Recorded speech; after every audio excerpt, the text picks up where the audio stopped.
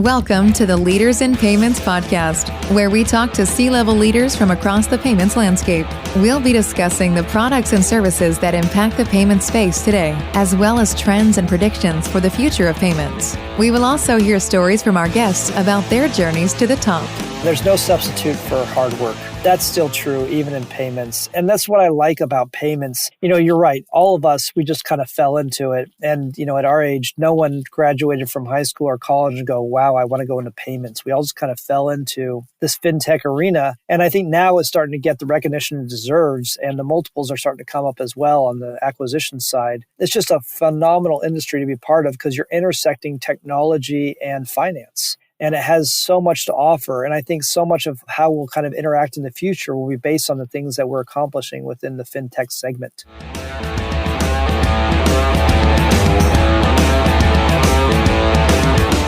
That was Chad Anselmo, the president of F1 Payments, and this is episode 41 of the Leaders in Payments podcast, and Chad is our special guest this week. I'm your host, Greg Myers, and hey, before we get started, if you happen to office in Houston, Austin, or North Texas, check out Fuse Workspace, where their mission is to help others do more. Check them out at fuseworkspace.com. Okay, back to the show. Chad grew up in Southern California, went to school in Utah, and today lives in Austin, Texas. F1 Payments is a leading merchant processing company that targets those verticals that are tougher to board, such as nutraceuticals or the health and beauty vertical. They work closely with banks to make sure these merchants are approved. F1 Payments processes payments for roughly 2,500 accounts and has grown from 8 employees 2 years ago to 35 employees today. Chad had some great thoughts on the future of payments, as well as some great advice for those just starting their careers in payments. We've got a great episode this week, so let's get started.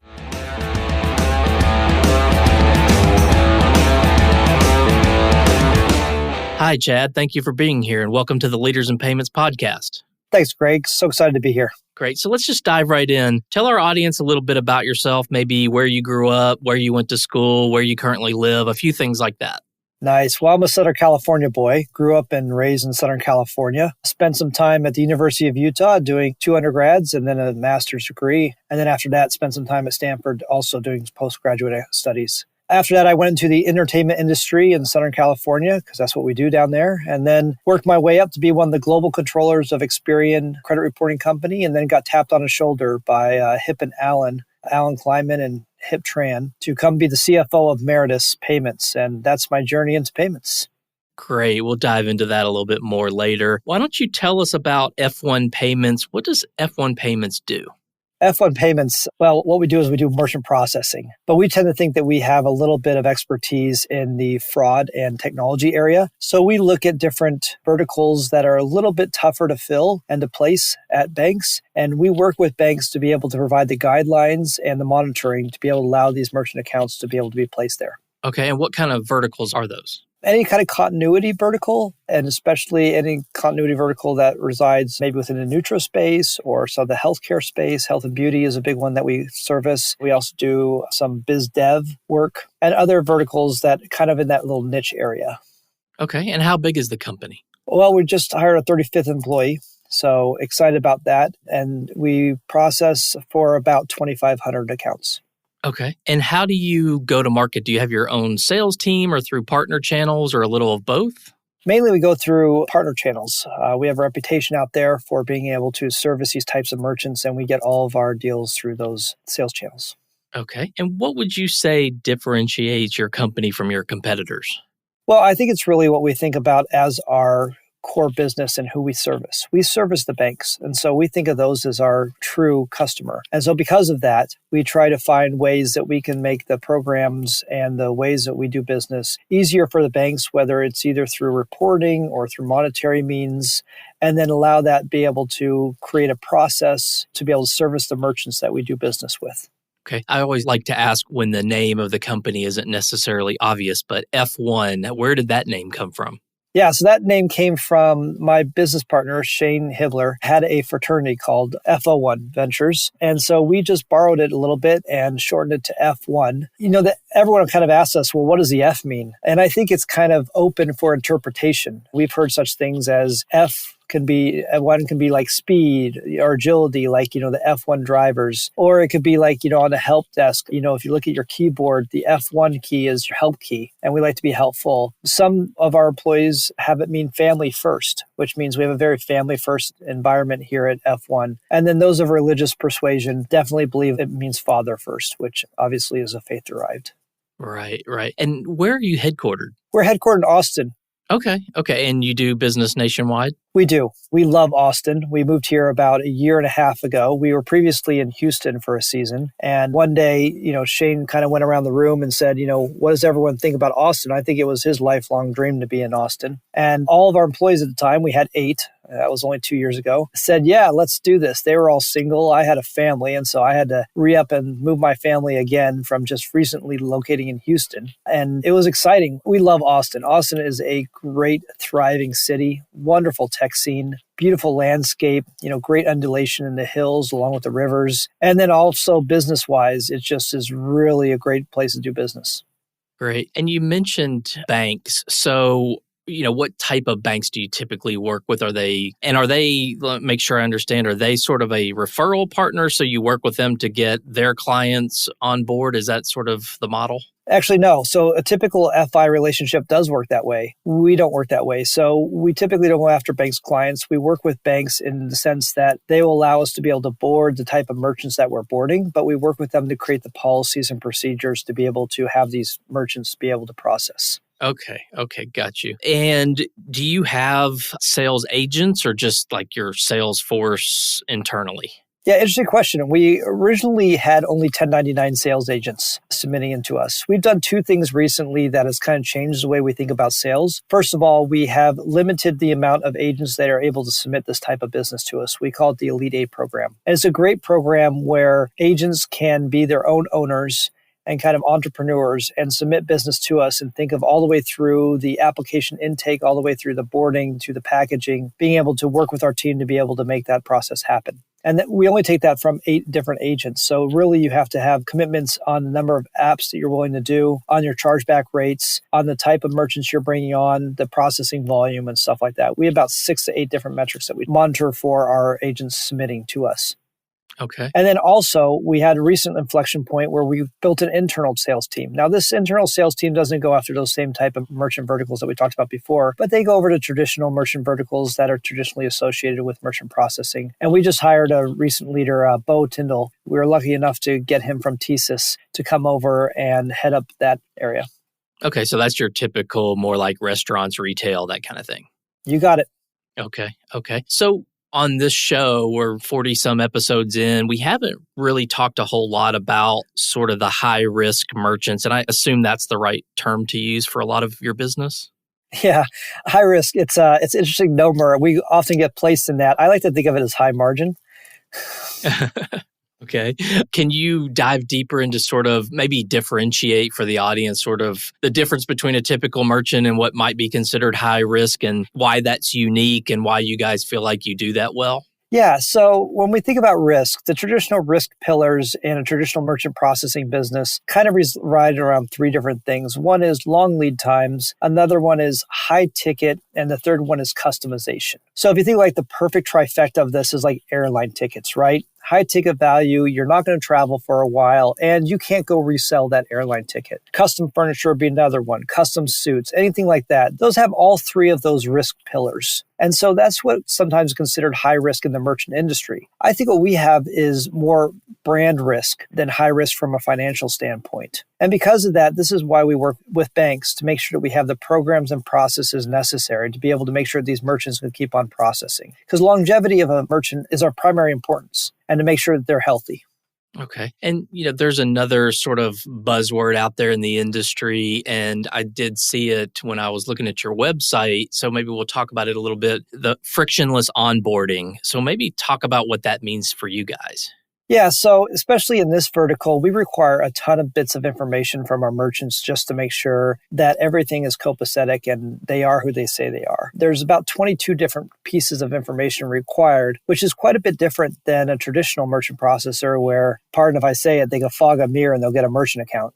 We have them look at obviously their customer care. We look at their fulfillment company. We look at their ingredient set. We look at the ongoing health of their current business. We look at their corporation docs and corporation docs. There's just a whole bunch of different things we look at. And because of that, there's a little bit of friction that goes along with that, requiring so many pieces of information. So we build technology to be able to allow us to be able to put all these bits of information into a portal and be able to have people submit through that portal. So it creates a little less friction on the front end from a traditional, what you like to call high-risk processor.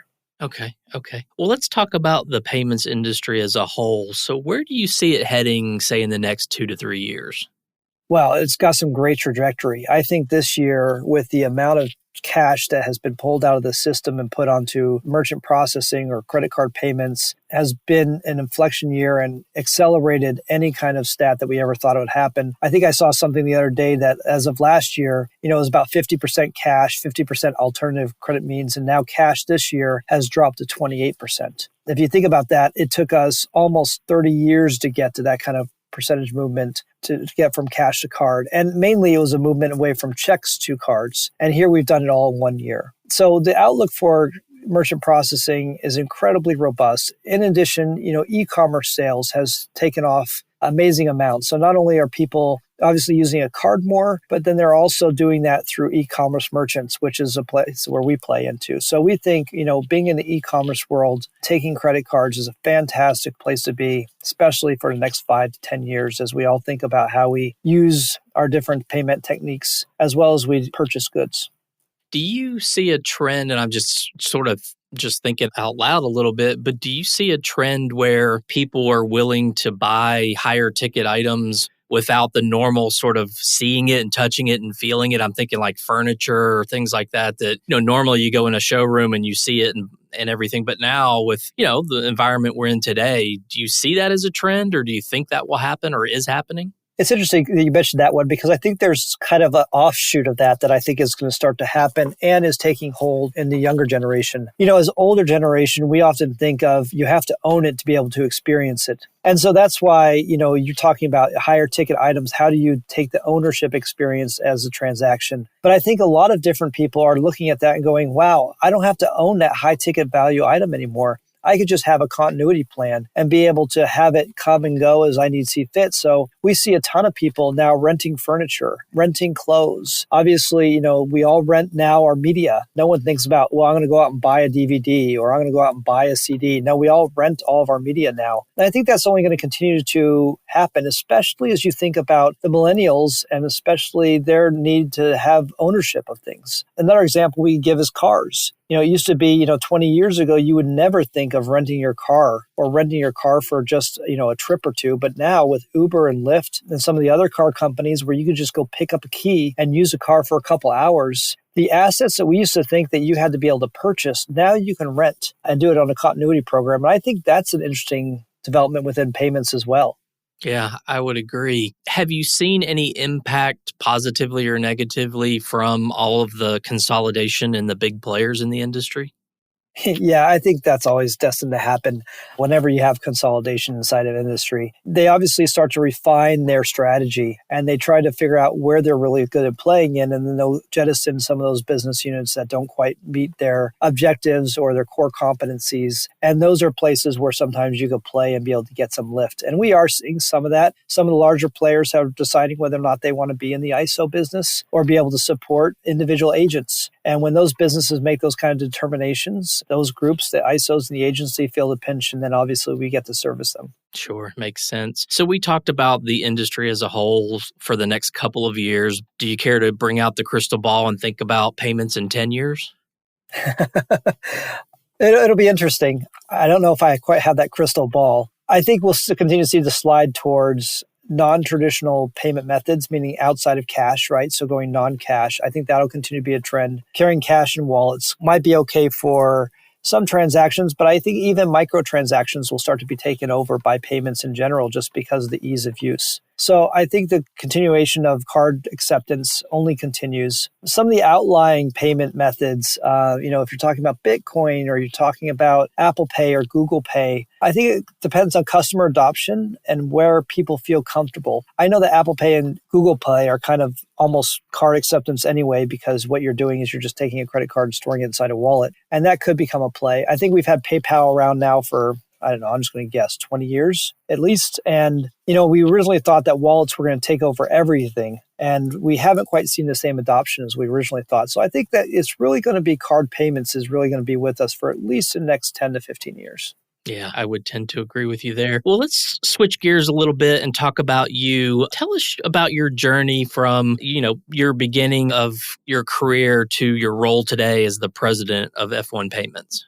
Yeah, so I think I brought it up to Hip and Allen bringing me on board at Meritus Payments. Well, or after that, we got acquired by Optimal Payments. And I thought for sure, being the CFO, that I was going to get my papers and they were going to just discharge me and let me go my way. But instead, through a unique situation and them hiring Brian Muscroft as their CFO, he believed in me and made me CFO over all the payment units, which was a wonderful opportunity. We did a number of acquisitions over the years, including, Merit Card and Skrill. And when the Skrill transaction happened, that was interesting because then we decided to rebrand as PaySafe. And PaySafe, it's a great company, has great culture, really cares about its employees. And in that process of working for Meritus and PaySafe, obviously I learned a lot about the type of merchants that we service here at F1. And so it came time for us to kind of get sold again. And so at the time, PaySafe was mulling a sell to Blackstone and CVC. I kind of hard looked at my role. And luckily, we were doing a transaction at the same time of MCPS. And they had a wonderful CFO in Giovanni Diano. And so I relinquished my CFO hat to him and became SVP of strategy and business development. And then as soon as the transaction completed, I decided to go my way and join Shane, who had started F1 Payments about 6 months before I got there, and joined him. And then we just built the roadmap and then continued to execute. Okay. Well, let's talk a little bit about your role there and what you do. I mean, obviously, you have a founder in Shane, who's, I think, also the CEO, and then you have the title president. So maybe talk a little bit about your role and what you specifically do. Yeah, so I run all the day-to-day efforts of F1 Payments. So Shane and I come up with a strategy that we want to see over the next 3 to 6 months to a year to 2 years, and then I go and execute on that. So the organization actually all reports up to me. The sales staff, the credit underwriting, the engineering staff, finance, obviously, legal, and risk all report up to me. And then I obviously help them be able to achieve their goals. I don't have to do much. I mean, to be honest, we have great employees who are very motivated to try to get their job done. So it's just tinkering here and there and making sure that we're following the metrics that we put in place. We're a very metrics-driven shop. And so we review our metrics every 2 weeks from every area and look at how we can improve them. In addition, we're a big technology shop. Almost half our employees are from the technology realm, engineers and such. And so we have a very robust pipeline that we're constantly reviewing to make sure that we can accomplish. Sure. And you mentioned employees. So I think a natural question that I still like to ask is, how has COVID affected the employees? And do you guys work all remote? Anyone coming into the office? What's sort of the stance there? Yeah, we believe our employees are our greatest asset. And they are. They're amazing. They recently voted us number 1 employer in the state of Texas and number 9 in Austin because of math. I guess that's how it works. And then, because they're just such a great asset of ours, we were really concerned about how COVID would affect them. So we're trying to make sure that we have continual meetings where people get to have their voice and feel like they're part of the company. We still have our monthly meetings. We just now do them by Zoom. Monthly, we get together for some kind of social activity. At the first couple months, it was all on Zoom, and we'd, have cookies sent out to them from Tiff Streets, which is a local company here. And then recently now we started to have people come in voluntarily if they want to the office. So we've had about a half a dozen people back here in the office on any given day. And then we've had a couple events where we'll just say, hey, we're all going to meet up here. No pressure, nothing you have to do, but you're welcome to come out here and join in with us. And we're going to grab a bite to eat and then play some, board games or something like that. And the last one we had about half the company out to that event, even though it was purely voluntary. That's awesome. So what's something that you're passionate about? Maybe give an example personally and professionally.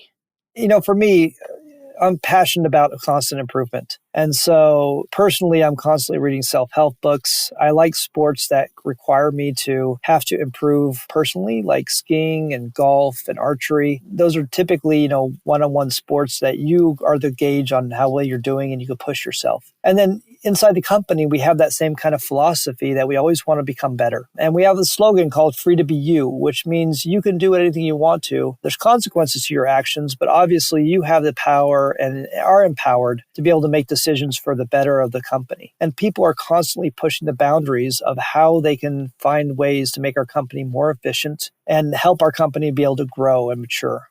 Great. So who are some of your personal development experts that you like to read about or listen to? Oh man, Ray Dalio, I'm reading his book Principles right now. I think it's an excellent book. Probably the book I gift the most often is a book by Jeffrey Fox called How to Become CEO. I'll admit it was written about 25 to 30 years ago, so it's a little bit dated. We don't do expense reports by, stapling our stuff to pieces of paper anymore. But other than that, I think the book is a good read for anyone who's kind of thinking about how to aspire up to the corporate ladder and how to use work as a way to be able to get there. Gotcha. That's a good segue into the next question. The payment space, as you well know from the different positions you've held, has become pretty much, a hot, sexy industry to be in. People coming out of college are actually wanting to get into fintech and payments. I think you can actually take courses in fintech at a lot of universities now. I mean, when I started in it 15 years ago, I just sort of fell into the industry. But now, people may have a desire to, like you were saying, get a career in payments and move up through the corporate ladder. What would your advice be to someone just coming out of college that wants to get in payments? What would you tell them to do and to focus on?